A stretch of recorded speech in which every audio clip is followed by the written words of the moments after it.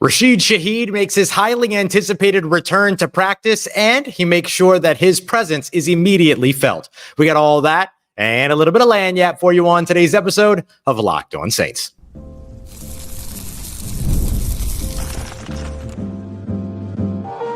You are Locked On Saints, your daily New Orleans Saints podcast, part of the Locked On Podcast Network, your team every day.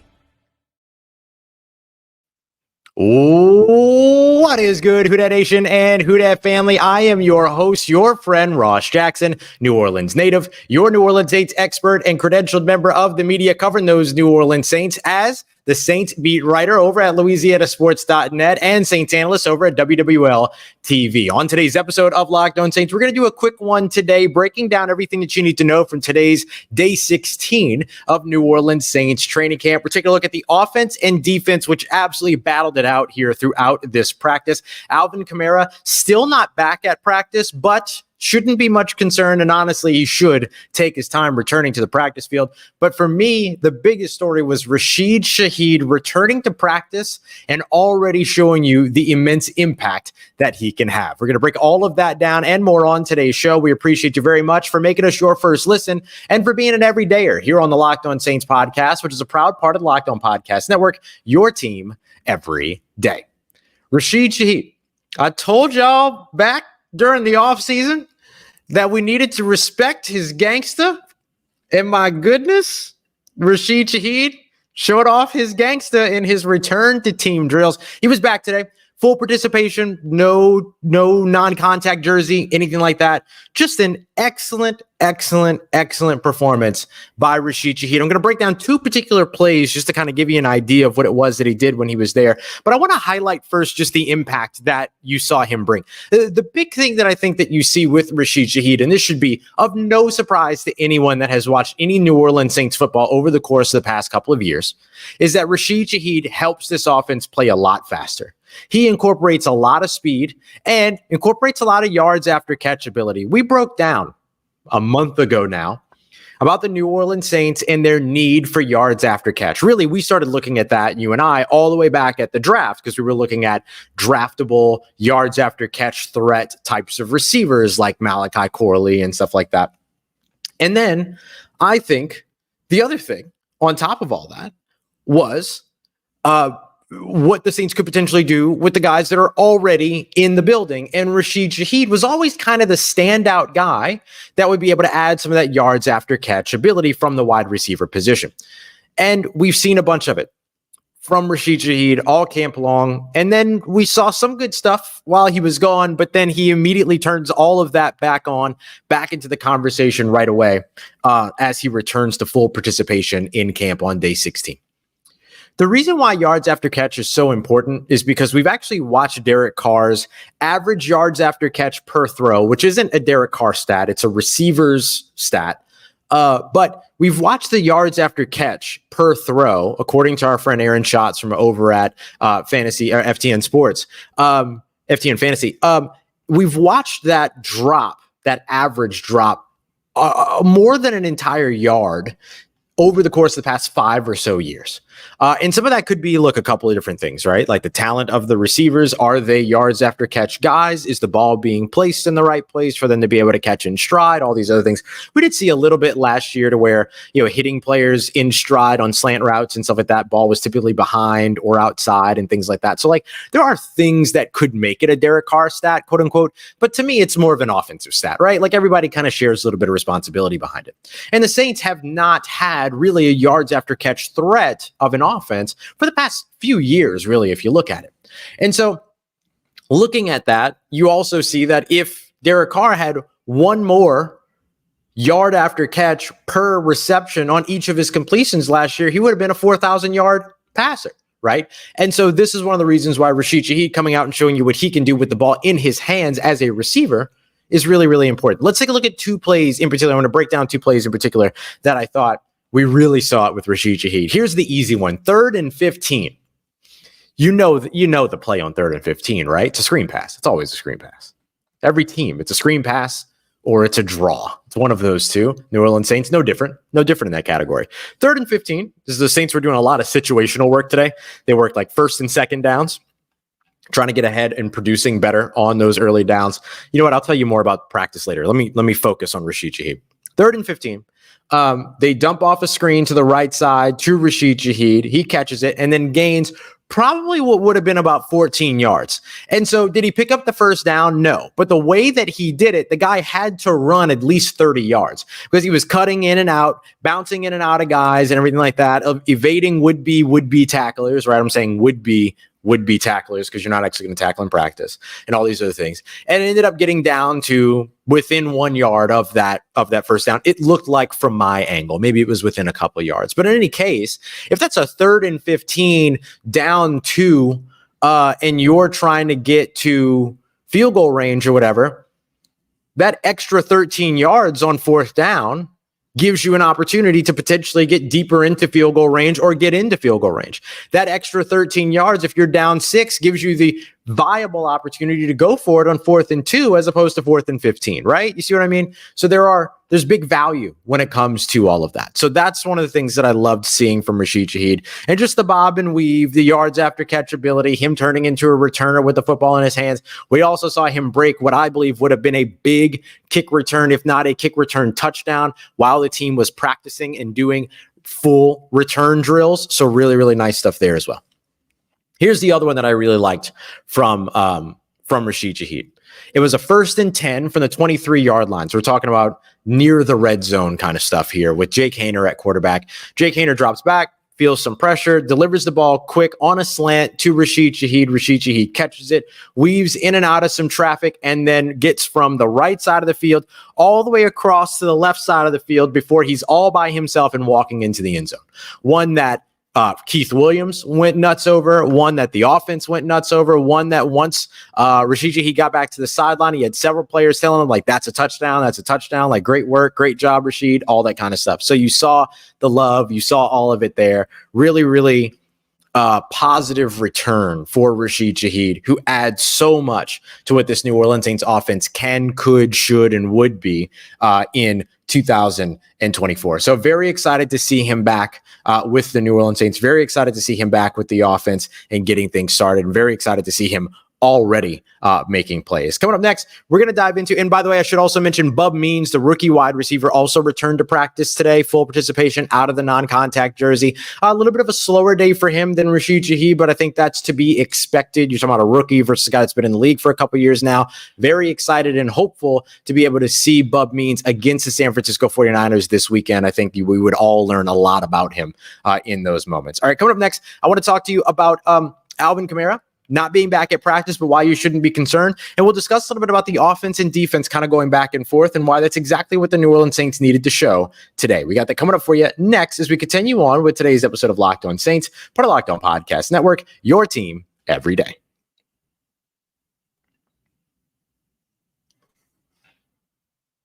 And today's episode of Locked On Saints brought to you by our friends at FanDuel, America's #1 sportsbook and the official sports betting partner here on the Locked On Podcast Network. We all love summer, and we especially love summer sports, and so does FanDuel, who is making sure that you've got everything that you need for your summer sports experience, especially if you're somebody that likes to do the extracurriculars and you like a place like FanDuel. It's a great place to head over, get in on the action, especially with the MLB continuing on, the WNBA around the corner, and so much more. And of course, NFL preseason, college football games are on the way. The NFL games are on the way. The New Orleans Saints favored to win their game against the Carolina Panthers to open up the season. If you want to get in on that and much more, I highly recommend heading over to FanDuel, because right now, all summer long, they're giving a free boost or bonus to all customers. That means that there's something for everyone every day, all summer long, over at FanDuel. So head over there today, FanDuel.com. That's FanDuel.com. That's where you're going to go to make the most out of your summer. It's FanDuel, official sports betting partner of Major League Baseball. The show is sponsored by BetterHelp. I've always been a big advocate for therapy. We've talked about it a bunch here on the show. I've talked about my mental health stuff, anxiety, all that kind of stuff. And it's one of the reasons why I have made BetterHelp and therapy a non-negotiable for me. It's something that I will not give up. It's something that I will not sacrifice. And we all have non-negotiables. Some people never miss leg day. Some people love to cook. That's a big non-negotiable for me. I love to cook in the evenings and stuff like that as well.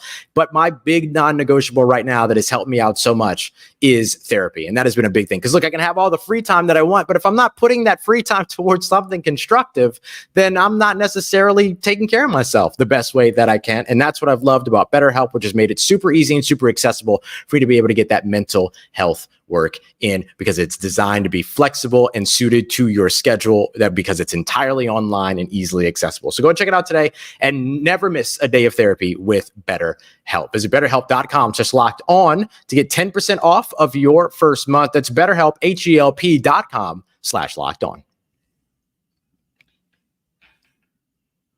Let's get it. Who Dat Nation? Alvin Kamara not out at practice today. That's 2 straight practices that he's missed. And as far as I'm concerned, AK, no need to rush. We appreciate you very much, as always, for making us your first listen of the day every day. Don't forget to go and check out for your second listen today, Locked on Fantasy Football. Vinny Iyer and Michelle Majuk giving you everything you need so you can be the smartest fantasy football player in your league. Go and check them out wherever you get your podcasts and on YouTube at Locked on Fantasy Football, part of Locked on Podcast Network, your team every day. So, Alvin Kamara missed a second day of practice. He left after stretch yesterday, dealing with what was called back tightness, according to Dennis Allen. Dennis Allen, New Orleans Saints head coach, also saying, look, it's something he's dealt with before. It's not a big deal.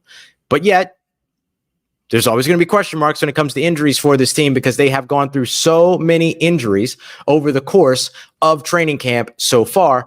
That's why, one of the reasons why I love to highlight things like, hey, Rashid Shaheed and Bub Means were back at practice and out of non-contact jerseys, because you need to know that the team is at least getting a little bit healthier. But Alvin Kamara did not make his return. And I'm not really worried about that, if I'm being honest. It feels to me like Alvin Kamara is a guy that you don't necessarily need to rush back to the field. You don't necessarily need him to, be out there for a preseason game. First of all, I doubt he's going to see any preseason action at all after seeing a little bit against the Arizona Cardinals. I think he's all good. There's not really a lot that Alvin Kamara needs to prove to anybody on this team. And so as far as I'm concerned, don't need to see Alvin Kamara for a little while. Maybe not for the rest of the week. Maybe not until they get back in New Orleans, all those other things. I'm sure he'd want to be out there for the open practices on the 20th and 23rd at Ullman Stadium and the Superdome, respectively. But right now, ain't no need. Ain't no need. And I'm sure, look, the way that he said it is that as long as I'm out here, as long as I'm healthy, I'm practicing. That has always been I'm playing. That is always been his mentality. And so maybe he finds his way back out there. But if you see the reports that Alvin Kamara was not out at practice, I wouldn't be concerned about it at this moment. And especially as Raphael here says, especially with the contract situation too, right? Like if you have any inkling that you might have an injury, sit down. Don't screw up your contract negotiation by pushing yourself too hard and having a back injury. No thanks. No reason for that at all. He deserves to be paid. Nothing deserves to get in his way. This is wise for Alvin Kamara to just take it easy for right now. He ain't got to prove nothing to nobody. He has proved so much here throughout training camp already. All good. All good. A couple of other players returned to practice today. It was good to see. We saw Demario Davis, not only in individual drills, but also in walkthroughs, getting closer and closer to participating a bit more. So really good to see that. Pete Werner was present for walkthroughs, working off to the side. Ugo Amadi working off to the side. Paulson Adebo working off to the side. Marshawn Lattimore out there looking on. Juwan Johnson continues to work. We saw Mason Tipton working off to the side as well. We saw Kendre Miller working off to the side. So finally seeing him over, getting a little bit of that extra work in and stuff like that too. So lots of good news for the Saints when it comes to the injury front. But it wasn't going to be all positive when it came to the injury front. The Saints did have Jalen Ford, their rookie linebacker, leave practice a little early. He was already dealing with some hamstring issues on one side, and then he came out to practice today and then left with hamstring issues on the other side. This is a pretty common thing when it comes to experiencing hamstring injuries.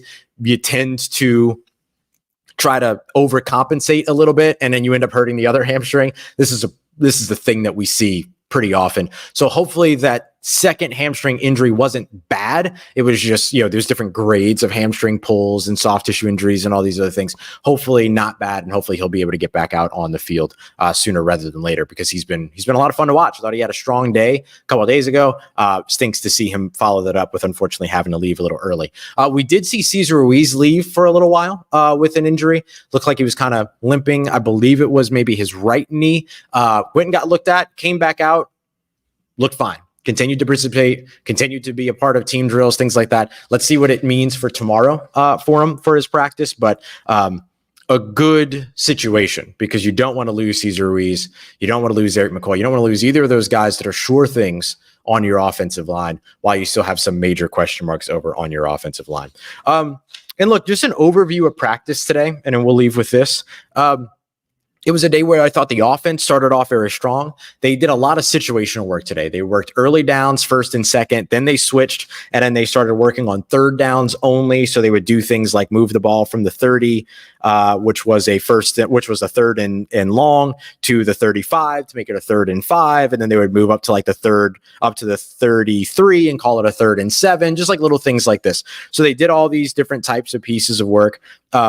Spent some time near the red zone as well. Then they went into kind of like a simulated drive of starting on 1st and 10, however many yards you gained. They spotted the ball there, picked up from there, called the next play, all these other things. Dennis Allen saying that they kind of approached practice in a different way, which we'll highlight in tomorrow's episode. I want the people who asked those questions to be able to get that news out. But really good stuff of just trying to treat it a little bit like a controlled scrimmage in a way, he said, which I thought was a really wise way to go. Then the Saints wrapped up practice by going with 1:30 left on the clock, starting at their own 30-yard line and trying to drive down to get in the field goal range. Both Derek Carr and Spencer Rattler led these drives. They both led these drives to a 58-yard field goal by Blake Grupe, who missed both of those field goals. So they did get into range-ish. Still needed a long field goal out of it, but Blake Grupe continues to struggle from beyond 50 yards. Today, he kicked 8 field goals, made 5 of them. One of his misses was from 42, and his other miss was from 57. So 50 plus, still giving Blake Grupe a lot of trouble. Inside 40, still really good for him so far, but outside of 50 continues to give him a little bit of trouble there. And Dennis Allen openly acknowledging today in his post-practice media availability that not only is the kicker battle one that is hotly contested, but right now the punter battle is hotly contested as well. I think Lou Headley said it best when he said that the kitchen is hot right now with all the competition that's going on within the specialist room, but he loves it. He absolutely loves it. So that's where we are as of right now. I'll answer this question because I've seen it a couple of times. Somebody asking about any legitimacy to Derek Carr to Minnesota train rumors. No. The Saints are not in position to trade Derek Carr away. His contract is already restructured, and I don't think teams trade away their starting quarterbacks very often. So I doubt you're going to see anything like that happen. The Minnesota Vikings will probably turn to Sam Darnold. For those that don't know, rookie J.J. McCarthy suffered a serious injury, meniscus tear, and will be out for the season. So something to keep an eye out on, because that definitely has an impact on what the NFC playoff race could look like. And the Saints and Vikings typically always in that similar conversation. But now Jordan Addison goes down, gets carted off with a knee injury. J.J. McCarthy goes down with an injury. So that has a major impact on what the Vikings look like. So that could open the door a little bit in terms of that NFC playoff race. All right, y'all, we appreciate you very much for joining us for another episode of Locked On Saints. Don't forget to go and check out Locked On Pelicans as well as Locked On LSU. If you want more news, you can make sure to join the Locked On Saints Insider Program. Just text Who Dat to 504-285-7473. Got a full Trevor Penning against the Arizona Cardinals film study dropping in just a couple days. So make sure you come through for that. You can also find the link on the description. Join subtext.com/LockedOnSaints. Appreciate you very much. As always, making us a part of your day, part of your routine, for saying yes to me and the show. As always, if you see me, please say hi. If you need anything else around your New Orleans Saints in between these episodes, make sure that you follow me on your favorite social media at Ross Jackson, NOLA. Hit me up. Let me know how the family's doing. Let me know how you living. Let me know how you momming them. And trust Who Dat Nation. I'll holla at you.